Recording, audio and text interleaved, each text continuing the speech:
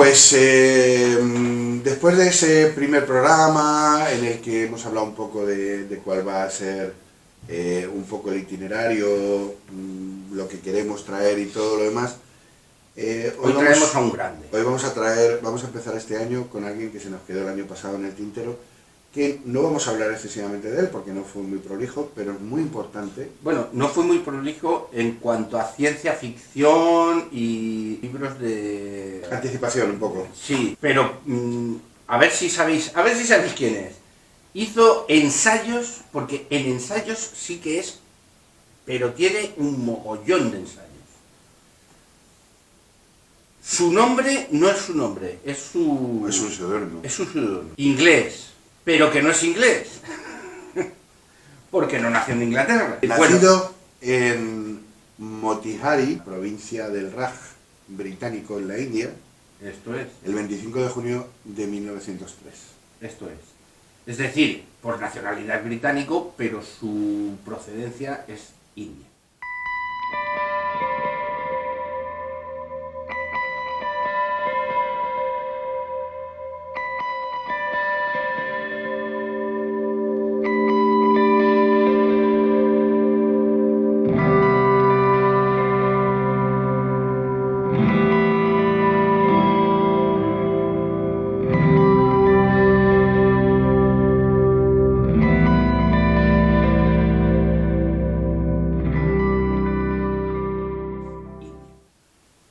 Estamos hablando de George Orwell.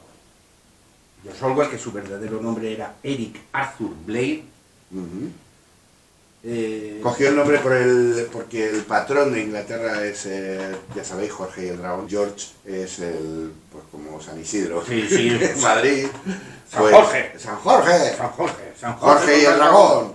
Y Orwell es un río que para los ingleses es tan importante como el Támesis, o quizá el segundo más importante. Entonces juntó el patrón de Inglaterra con uno de los ríos más importantes y salió George Orwell.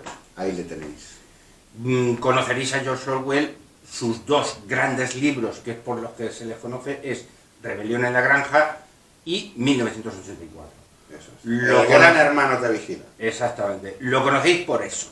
No digáis que lo conocéis por otras cosas, porque lo conocéis por eso. Bueno, a ver, no sé si habrá alguien más que le conozca por otras cosas, pero fundamentalmente se le conoce por esos dos libros, porque 1984 es una obra maestra. Incluso hay quien dice que Rebelión en la Granja es mejor todavía. Para mí es mejor. Eso ya va a gustos. Pero para mí son los dos muy buenos, no sabría decirte. No, claro, a ver, yo no los distingo porque además son formatos completamente distintos. Son distopías, obviamente, sí. Pero la de Rebelión en la Granja es...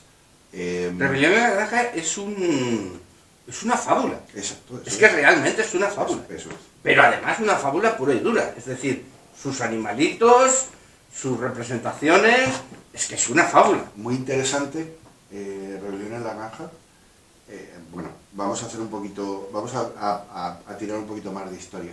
Teniendo en cuenta en la época en la que nace Orwell y cómo vive Orwell, no olvidemos que su padre era el director del Ministerio del Opio de la India. Es decir, todo lo que ahora consideramos prohibido en aquella época pues era una fuente de ingresos para un ministerio, o sea, para un gobierno. Vendemos opio. Sí, bueno, frente a esto, o sea, vamos a ver, la gente no conoce la historia, pero la cocaína en los años 1950-1940 era legal. Se vendía en las farmacias. Claro, cocaína. Es decir, no nos llevemos las manos a la cabeza que esto de legalizar la droga es que ya estaba legalizada. Hace muchos años estaba legalizada y se veía... Igual que pasó en Estados Unidos al revés, con la ley seca. Exactamente. Porque pensaban que el alcohol era el problema y el problema sigue siendo la sociedad, no es... No, el problema... Bueno, esto... A ver, cada uno que piense lo que quiera. Yo creo que el problema es prohibirlo. Es decir, la gente va a consumir lo que quiere consumir cuando quiera consumirlo. Claro, a mí me dices, es que no queremos, a ver, en principio no queremos entrar en este tipo de dialéctica porque hay opiniones para todos, pero el alcohol es legal y accesible, entre comillas, y la marihuana no. Y hay tanta gente enganchada al alcohol como a la marihuana. Entonces, ¿cuál es el problema? ¿Prohibirlo o no prohibirlo? Que sea legal o que no sea legal. Vale, volvemos a hablar. Pero bueno, de todo. Pasemos, corramos un estúpido. Sí. Una vez dicho esto, de lo del el Ministerio del Opio, el padre de Orwell, Orwell, por la educación que recibió y por la información que recibió y por el estado social en el que se vio inmerso, en esa Inglaterra de principios de siglo, no olvidemos que nació en 1903 y que vio toda esa revolución industrial y demás, y cómo se trataba a los trabajadores y qué se hacía con ellos. Entonces, eso le influenció mucho. Claro, eso influenció hasta el punto en el que cuando una persona se da cuenta de cómo los que manejan tratan a los que les producen, no vamos a entrar en ideas políticas, pero él tiró hacia una cierta rama. Sí, bueno, vamos a decir, ahora se podría decir que sería progresista, socialista, eso es, izquierdoso, Zorda, todas son... venezolano. Sí, pero era crítico también, ¿eh? Claro, porque por ejemplo, él era de izquierdas, era totalmente de izquierdas, era una persona con una conciencia social tremenda, pero por ejemplo era muy crítico con el estalinismo. Claro, eso es. O sea, tampoco estamos hablando de un tío dogmatizado que no supiera pensar por sí mismo. Sí, sabía... una persona íntegra en ese sentido, hasta el punto de que estuvo en las brigadas que vinieron a internacionales, eso es, exactamente, las que vinieron a ayudar al bando republicano en la Guerra Civil Española, exactamente, estuvo, que luego estuvo también en la Segunda Guerra Mundial. Estuvo en la Segunda Guerra Mundial. De hecho tiene un libro, por si lo queréis leer o queréis interesaros, que se llama Homenaje a Cataluña. Ajá. Que habla de su experiencia en el bando republicano. Sí, en el Frente Catalán, que fue uno de los... Exactamente. Más... Bueno, y su conciencia social, bueno, hizo muchas cosas. Incluso se hizo detener una vez para saber cómo trataban a los presos dentro de las cárceles. Era un tío con una conciencia social muy fuerte.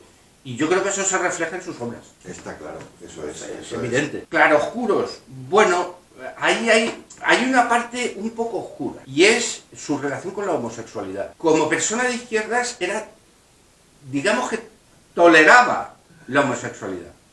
Sí. Pero era, digamos que la tenía como un desdén, un desprecio. No llegaba a ser homófobo, pero tampoco le llegaba. Lo que pasa es que también hay que tener en cuenta que era una persona de su tiempo, es decir, en Inglaterra en aquellos años la homosexualidad estaba prohibida. Se lo preguntan a Turing. Claro, entonces pues era una persona también de su tiempo que, bueno, por muy de izquierdas que seas, si te has criado en eso, pues bueno. Por suerte... Esto lo digo por buscarle algún lado oscuro, porque desde mi punto de vista me parece un personaje de lo más interesante y de lo más aceptable, es decir, una persona íntegra, una persona con unos valores éticos indestructibles y vamos, que a mí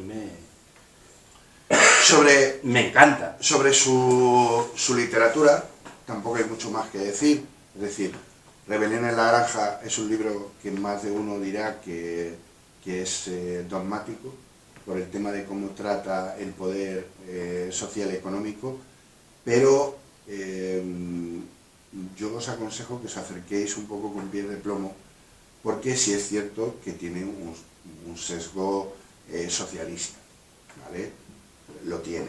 Pero si uno quita ese sesgo y analiza lo que está planteando, es un poco lo que nos han ido vendiendo socialmente desde el principio del siglo XX a los casi cuarto de siglo que llevamos ya del siglo XXI. Nos están creando una serie de necesidades que no tenemos para que los que quieren vivir como reyes sigan viviendo como reyes, ¿vale? Claro, es que esto, a ver, lo del sesgo, a ver, yo siempre he entendido, esto es una opinión personal, pero siempre lo he entendido así, yo entiendo que un rumano sea anticomunista. Claro, porque vivió bajo la dictadura de Ceausescu. Efectivamente. Entonces una persona que ha vivido bajo el yugo capitalista, entiendo que tenga un sesgo socialista. Es que es normal, es decir, la tendencia, si a ti te están dando palos por aquí, tu tendencia es a escapar por aquí. Eso es. Eso es. Entonces, pues es razonable, es decir, tampoco. Pero desde el punto de vista, yo no quiero ver el punto de vista literario. Exactamente. Es decir, desde el punto de vista literario, cómo desarrolla los personajes. Esto es. Y cómo es capaz de hacerles adquirir capacidades humanas a determinados animales dentro de una granja y lo que tiene que pasar allí, dentro de esa granja, para que esa granja crezca, y cómo se van comportando determinados animales y cómo los va relacionando con determinados estratos sociales, es muy, muy interesante. No. Por eso digo que el libro a nivel literario es toda una alegoría, aparte de que interesa el método que utiliza. Sí. Más que lo que te va a contar, que lo que te va a contar está muy bien, Sí. pero el método... Bueno, a ver, lo que te va a contar, pues tú puedes estar a favor, esto pasa como con otros libros, pero el transcurso, como hablo yo del transcurso, lo que te cuenta... Eso es, el el mensaje. Es donde disfrutas. Exactamente igual que pasa en 1984, no nos olvidemos que es una historia de amor. Sí. Es una historia de amor entre dos personas, de un amor prohibido, Como nosotros. eso es. Son en un espacio, en una escena, en la que no entiendes por qué ese amor está prohibido, pero cuando entiendes esa sociedad, cuando ves por dónde va esa sociedad, entiendes. De hecho, yo diría que 1984 es un amor prohibido desde un lado y nosotros es un amor prohibido desde el otro lado. Eso Es la magia de la literatura, ¿no? Que te puede transportar, sean tus ideas las que sean, te puede dar un punto de vista desde un lado o desde el otro. Bueno, pues es que es un señor que estuvo muy bien enseñado. Aldous Huxley fue su profesor en la universidad. Quiero decir que es un tío que sabía, es decir, es un señor muy formado, es un señor que sabía muy bien lo que se hacía, culto. Su madre, por ejemplo, porque has hablado de su padre, pero su madre venía de ascendencia francesa, era una señora muy culta, que le gustaba mucho el arte, es decir, estamos hablando de una persona muy ilustrada. Es decir, no porque se interesara por los estratos sociales más bajos, quiere decirse que fueron indocumentados, ni muchísimo menos. Era una persona muy, muy culta y muy instruida. Sí, cuando uno se pone a analizar toda la época de la Ilustración y todo eso, te das cuenta de que las revoluciones, la parte física viene de la masa, pero la ideología no viene de la masa. No, viene de la burguesía. A ver, bueno, pero es que esto es una cosa que se ha hablado mogollón de veces. Hasta el Che Guevara dijo que la revolución había que hacerla con la tripa llena. Eso es. Es decir, tú no le puedes pedir a... 1984 no lo podía haber escrito una persona que no hubiera ido a la escuela y que no supiera ni escribir. Esto es evidente. Esto está claro. El interés por los estratos sociales más bajos, pero viene de una persona que era... si no burguesa, medio burguesa. Y teniendo un profe como Aldous Huxley, que todo el tema social... Claro, es que es de lo que se trata, es de lo que se trata. Y luego la ideología, pues sí, efectivamente una ideología muy firme, que se interesó por esa estrato social, ya te digo, hasta el punto de que se hizo hasta detener para saber cómo se trataba a los presos. Nuestro pequeño homenaje a George Orwell, por el valor y el atrevimiento, sobre todo, creo que es muy difícil. Hoy es mucho más fácil hablar de una dirección político-social en un lado o en otro, hay mucho más debate, hay muchos menos problemas. Hoy día no te van a detener por decir no, claro, que los ricos se enriquecen a costa de los pobres, no te van a detener, pero en esa época en la que vivía George Orwell, atreverse a escribir un libro como Rebelión en la Granja, en la que precisamente los cerdos son los que están en el cotarro, o escribir un libro... No, es que es muy grande, es que, o sea, vamos a ver, es que... Tienes que leer el libro, o sea, sí, o sea, es que por eso te digo que... En la época histórica en la que está escrito, a mí me parece un valiente... Sí, y luego además, independientemente de la ideología, ya esto podéis compartirlo o no, pero es que literariamente, o sea, es un pasote de libro, te lo pasas muy bien. Y lo que pasa, lo que yo sí que, interesándome por la figura, lo que sí que me he dado cuenta es eso, que es una lástima que no escribiera ficción más a menudo. Yo tengo que decir que sus ensayos no los he leído. No, yo tampoco. Tiene un montón de ensayos. Me he leído sus obras de ficción, pero con lo que escribió, desde luego, te dan ganas de más. Claro, te dan ganas de más. Él, de hecho, pretendía vivir de la literatura y tiene un libro que bueno, se es llama que una cosa ¿Cómo vivir en París sin un céntimo? O algo así. Sí, sin blanca o sí, una cosa así. O sea, que quiero decir... Que tuvo que utilizar otro seudónimo porque su familia, la parte materna que vivía en Francia, no tenía que saber que había escrito ese libro porque era muy No, duro. de hecho, O ese ensayo. el seudónimo George Orwell se lo puso porque escribió ese libro, ese ensayo, que es un ensayo, y no quería que relacionaran a su familia, Eso es. entonces pues se puso el seudónimo por eso, porque no quiero buscar líos a mi familia.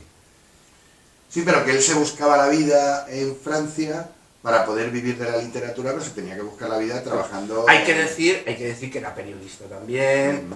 O sea, era un tío, pues lo que te he dicho, era un tío muy culto, muy Sí, preparado. formado en Eton, en una de las universidades más prestigiosas. Claro, y ya te digo, y uno de sus profesores, Aldous Huxley, o sea, que era un tío muy preparado. No quiero dejar pasar la primera adaptación de 1984 en cine, fue un telefilm que se hizo en 1954, que el protagonista era Peter Cushing. Sí, el Drácula. Drácula, bueno, el Van Helsing, más que Drácula. Y uno de los personajes secundarios era Donald Pleasence. Digo esto porque no lo conocía. Yo creía que la única adaptación que había era la de 1984, que se sacó también en el mismo año, con John Hart y todo el rollo, que es la versión que todo el mundo conoce. Que es la que he visto yo a principios de este año, David. Pues hay dos. Hay un telefilm de 1954, que el protagonista es Peter Cushing, y hay una primera adaptación del 56, que también está Donald Pleasence en el reparto, y esto eran cosas que yo desconocía, y de hecho yo no recuerdo haber visto ninguna imagen de esas dos adaptaciones primeras. Tuvo tanto éxito la de 1984, la de 1984, que se sacó en el mismo año, que yo no recuerdo haber visto adaptaciones de la obra anteriores, y existe.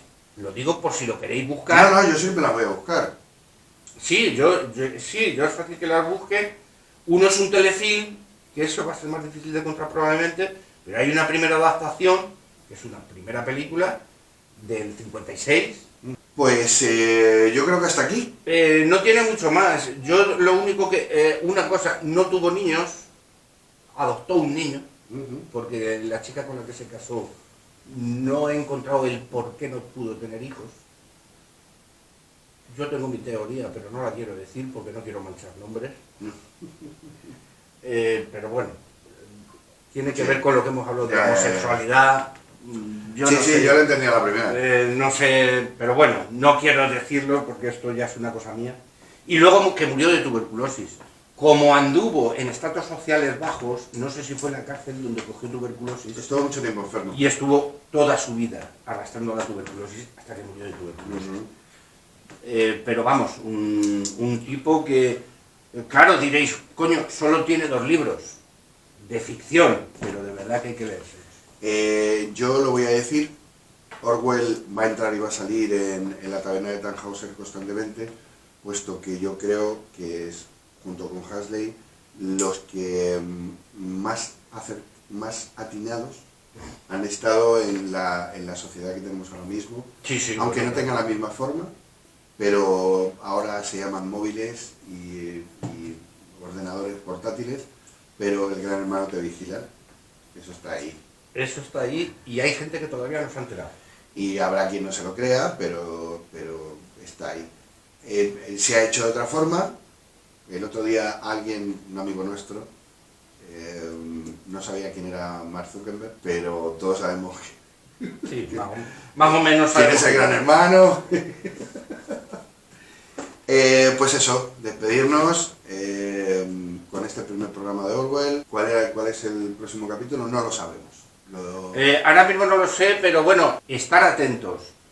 Os lo anunciaremos y veréis cómo va a haber programitas muy sustanciosos. Os vais a enterar, ya digo yo. Os vais a enterar. Os vais a enterar. Os vais a enterar. Y tener en cuenta, nos Vigila. Este programa va a ser censurado en breve. Lo dicho, ser buenos si podéis, que lo demás es vanidad. Adiós. Gracias por acompañarnos en la taberna de Tannhäuser. Espero que hayas disfrutado este viaje tanto como nosotros. Si te ha gustado lo que has visto u oído, y quieres seguir explorando los vastos universos de la ciencia ficción, te invito a darle me gusta al video y suscribirte al canal. Tu apoyo es crucial para continuar nuestra aventura. No dudes en dejar tus comentarios y compartir tus pensamientos. Y recuerda activar la campana de notificaciones para ser el primero en descubrir los nuevos mundos que exploraremos juntos.